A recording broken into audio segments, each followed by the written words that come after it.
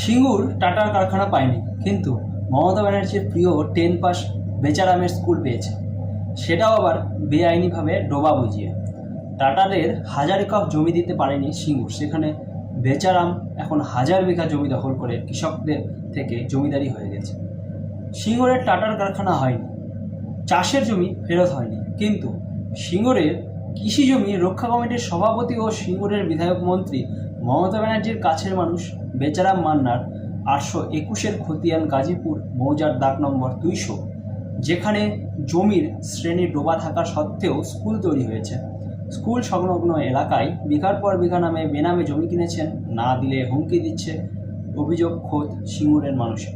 2021 সালে বিধায়ক হওয়ার আগে নিজের পৈতৃক বাড়ি ও 1 শতক জমি ছাড়া আর কোনো সম্পত্তি ছিল না, সেখানে আজ কত বিঘার মালিক কেউ জানেন না। আবার নিজেকে কৃষক দেখিয়ে সরকারের থেকে রীতিমতো কামিয়ে যাচ্ছে এই বেচারা। ওদিকে ভাইপো, এদিকে সিঙ্গুরের প্রিয় বেচা। কোনো রকমে 10 পাস বেচারাম আজ কোটি কোটি টাকার মালিক। এটাই রাজ্যের উন্নয়ন।